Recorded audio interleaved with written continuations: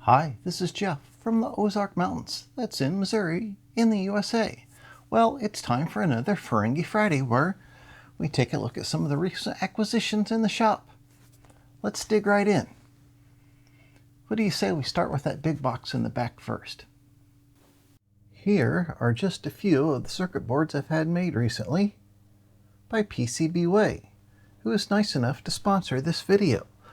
So whether you need a few boards or a lot of boards, check out PCB. Jump on over to the PCB website and get your instant quote on standard circuit boards, advanced, flex. They even do assembly, and you can get stencils made. For your next project, check out PCB. Well, here we go, a nice big box. I actually know what's in this one. It is a couple Commodores I bought from a guy via Jan Beta's Discord server. He had them listed there in the marketplace. It's also here in the US. Oh, it's packaged nice. That's always such a good thing when you buy something and it's shipped and somebody takes the time to package it nicely. It's very much appreciated. Got some paper, some bubbly wrap, some pink peanuts. Oh, that looks like a power brick or something. Huh, a wedge power supply. I only have one other of the wedge shape. This is a Commodore 64 style. That looks like it's had a US plug adapted to it. But it's got a C128 type. Oh no, that is the one for the +4. Yep. It just has a different plug put on the end of it. I've not seen one of them come with a wedge-shaped power supply before. That's interesting. Okay, the first computer in the big box is this VIC-20, and the power supply for it was also in the big box. This is the older style VIC-20 that has the 9 volts AC out only with the funny little plug. I only learned just recently that the European VIC-20s, the early ones that took 9 volt AC only, had a different connector, which was unique to Europe. Now, oh look, you can put paper and stuff in here to keep it safe. That's nice. Okay, but our box is in great shape. Very colorful. That's good. It doesn't have some of the cardboard inserty stuff, which is normally in there, but we do have a nice box. And here is our VIC-20. And yes, it is yellowed, but otherwise, physically, it's in good shape. So it'll give us a nice project to clean this guy up. It was packed well, nothing is broken, nothing is cracked. It's very nice. Okay, that'll make for a good project. Okay, this is the reason I actually bought this pair, was because it was a working +4. And these have, you know, problems with the TED chips and the processors too. Oh, even more packing. He did such a nice job on this. So the box on this one has a little wear. I think we can fix that up somewhat. It is in fairly decent shape altogether, so nothing to complain about there. And here we have our +4, and this is in good shape. Keyboard's a little dirty. It is supposed to be working. Oh yeah, it's actually in really good shape. I can see a little rust through the slits in the heat shield there, or in the vents. I don't know if this will have been used a lot. That's excellent. These are kind of an odd machine. Commodore came out with them at a weird time for what they were, and they were overpriced. You know, they weren't compatible with the Commodore 64. So, you know, what are you going to do? But now they're kind of an interesting machine to have around, and they're just not as common as the C64. It did come with a power supply, and this one has a wedge type power supply. And these have a connector that looks a lot like the ones used on the Amigas and C128, but the pins in here are square and not kind of W-shaped. So it's the same shell and all that, just a different spacing on the pin. So you cannot use one for the other. This package was from Semi-Close. Well, on the other side of Missouri anyhow. And I've been dying to get in here. I've been here a couple days and I wanted to wait for the video. And looky what's inside.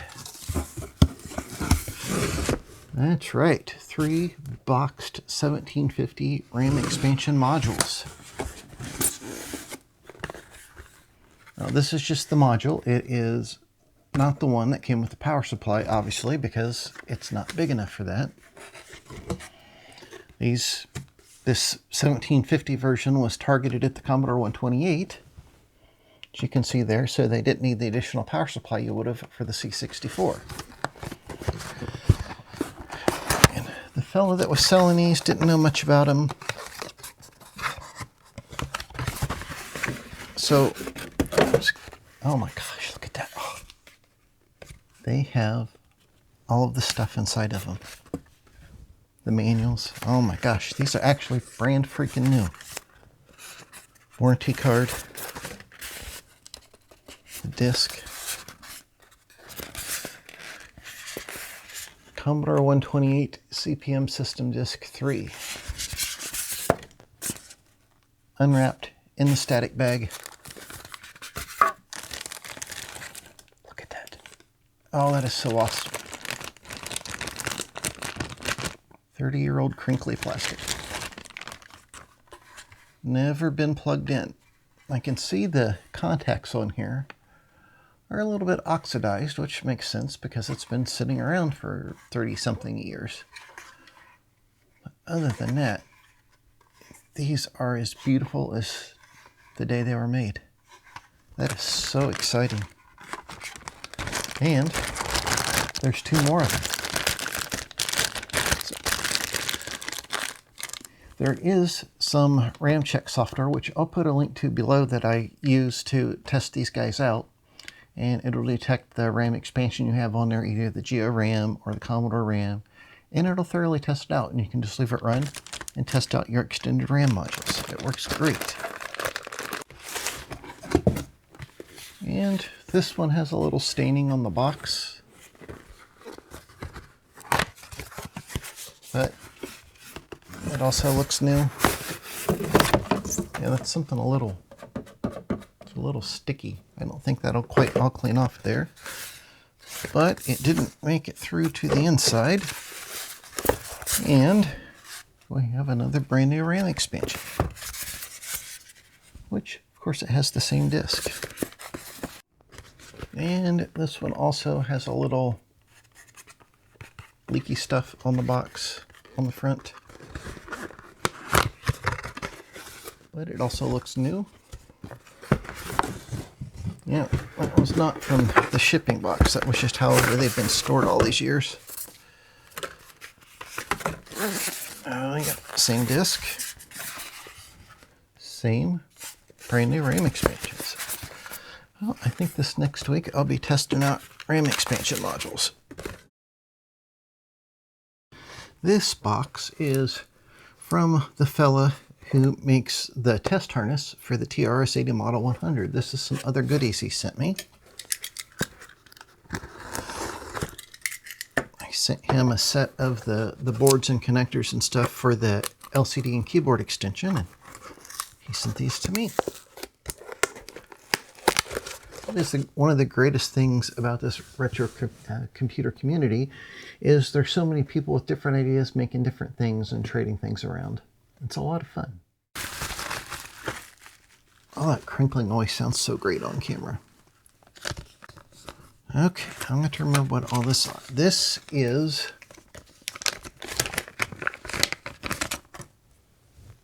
keyboard loopback cable for the test harness on the Model 100.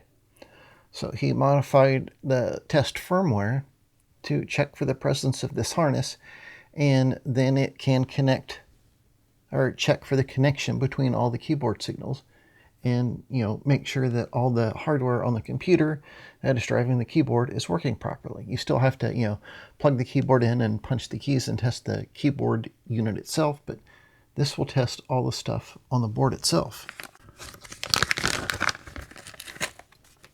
Similar thing to that is an LCD loopback board. This plugs in place of the LCD. It has some ICs on here to loop everything back, and it gives you some test points as well. And this will allow the test harness to automatically check all the LCD signals to make sure that they are all present and working properly. This is just a big time saver. You can plug in both of these loopbacks when you're running the test and have it test that stuff automatically. And if it tells you you're missing a signal, then you can probe for it here. That will be very handy. I've got just the Model 100 to test these out on. That gave me some real fits, and it turned out to be another issue with the flux on there turning conductive, causing an excess battery drain. And it took a couple days to track it down to where it was. Oh, this is another exciting Model 100 thing. This is a RAM expansion that is banked, and it plugs into the system ROM section, and this will take over all the functions of the normal RAM on there, and it gives you more RAM, and it's banked.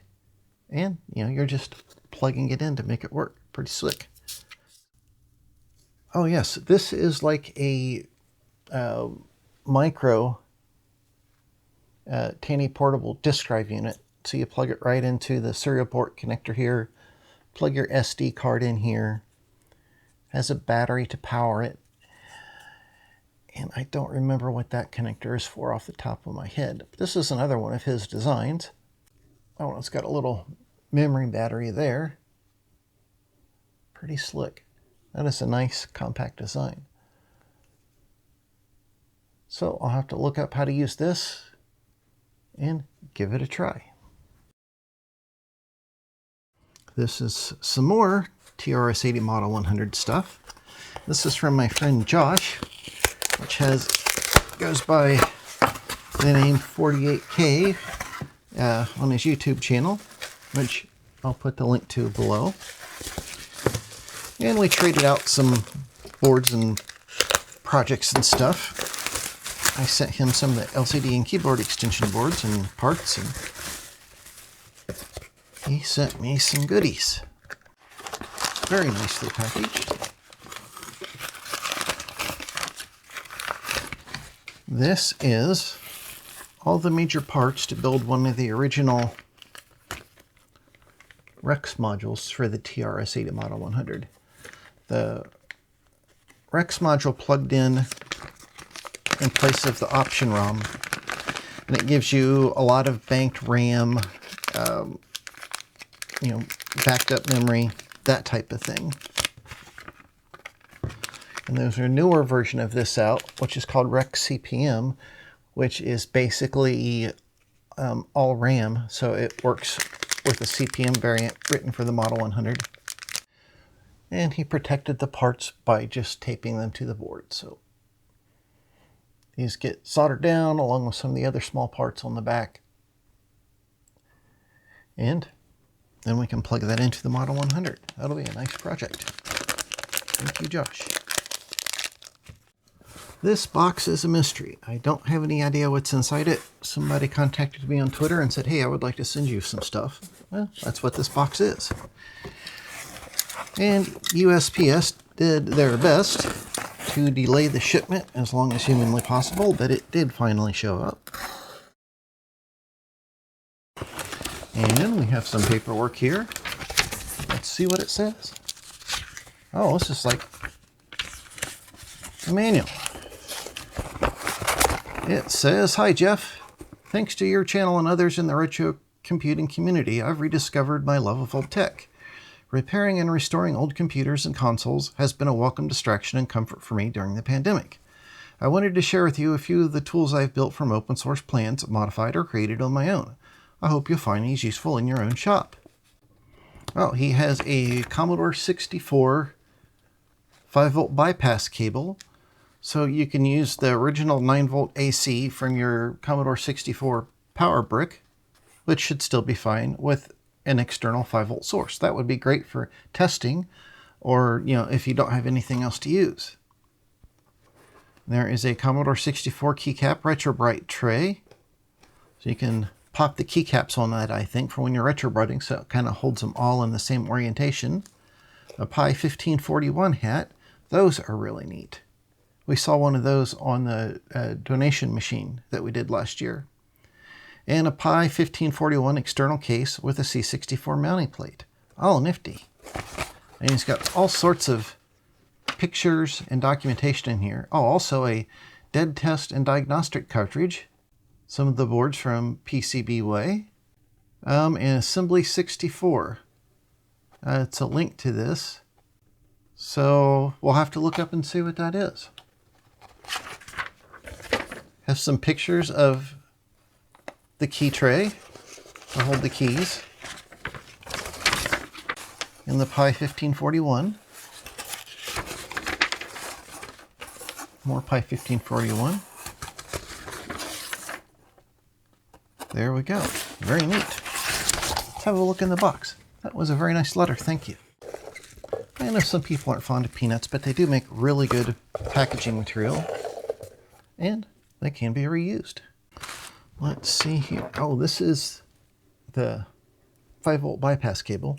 So you can plug in your 5-volt source here. And your power brick. And plug this into the computer. That was a neat idea. Oh, that is a neat 3D printed OLED display for the Pi 1541. I think the idea is this is one of them that clips on top of the bread bin, so you can see what's going on. There's no opening. There it is. We found it. That is a Pi 1541 hat. Very nifty.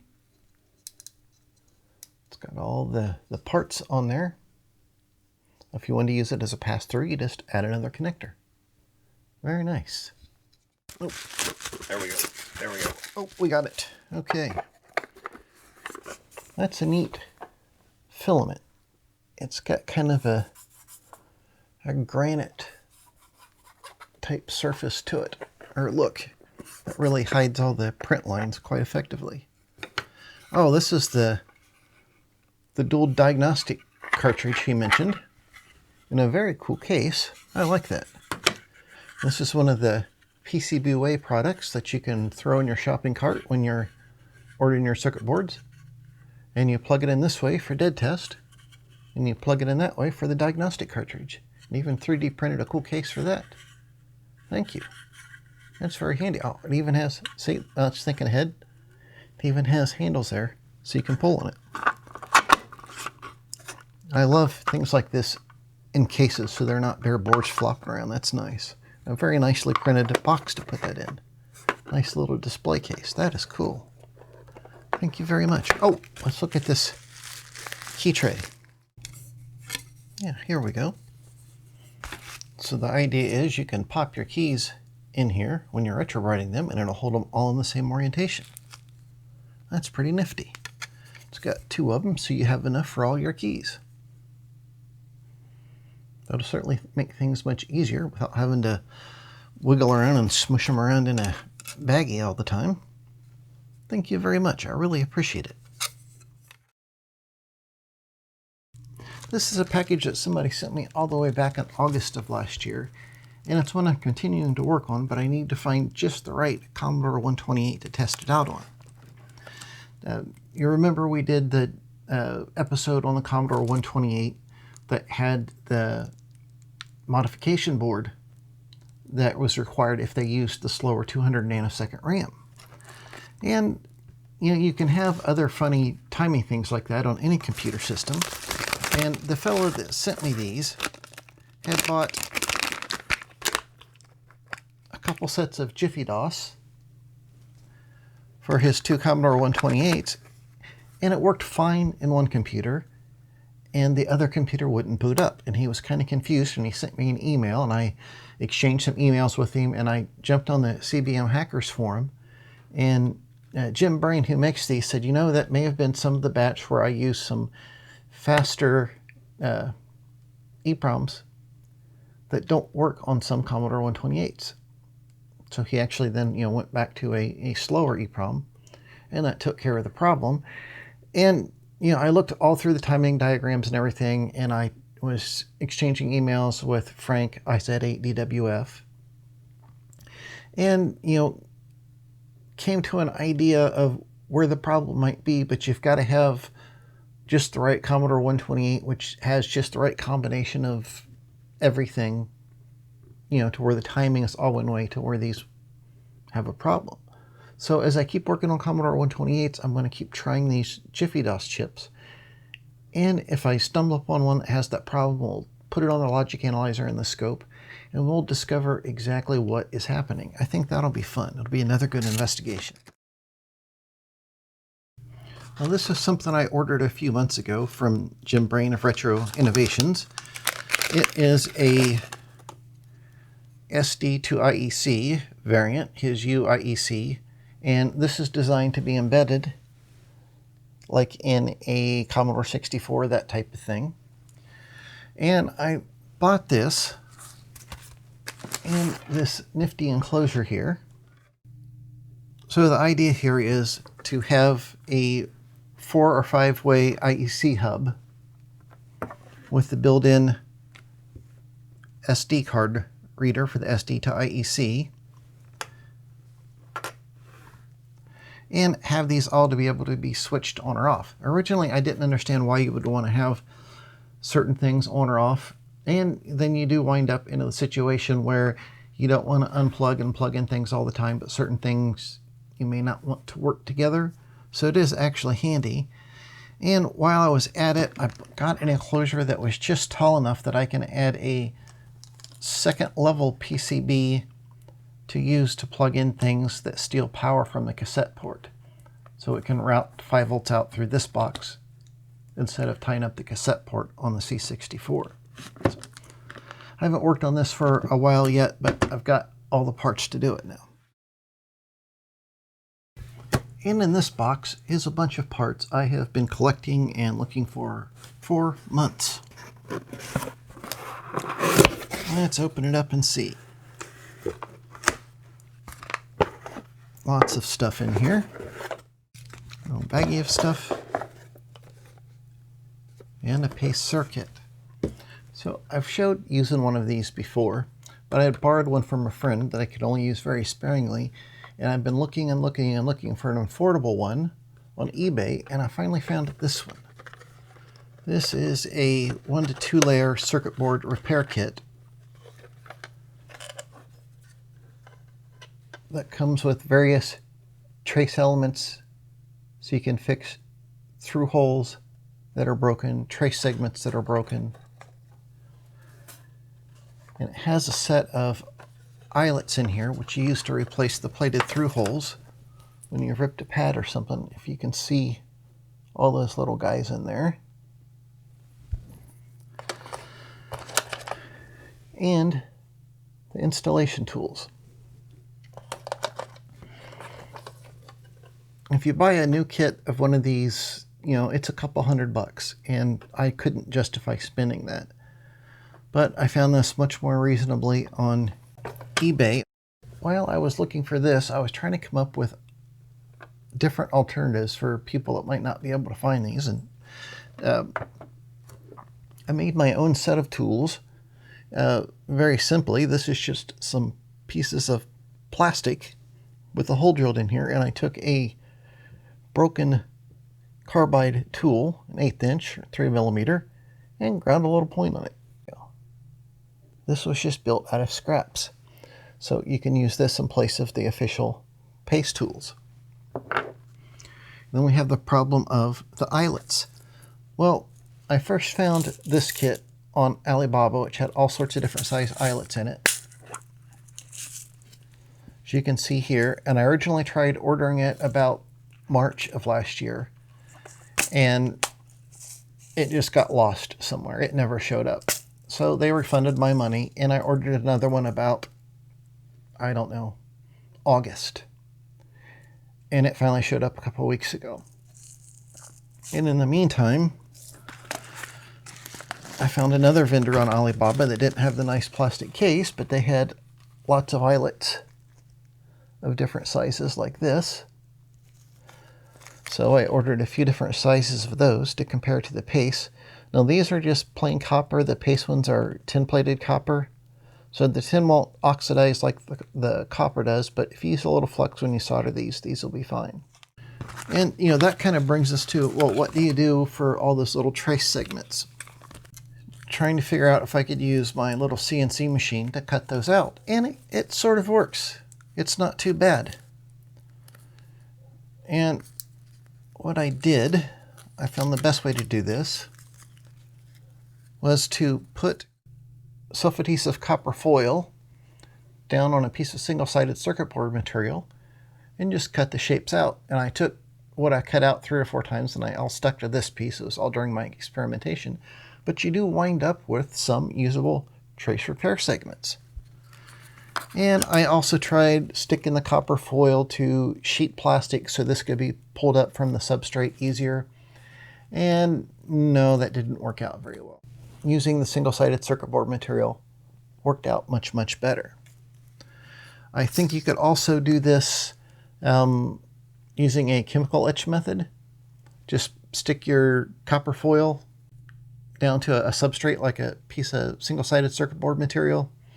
You can use an iron-on type method to protect the area that you don't want etched away, and then etch it like you normally would, and you'll wind up with some trace repair segments. So what I plan on doing is investigating this some more, and we'll do an episode on using how to use these trace repair kits and how to make your own very inexpensively.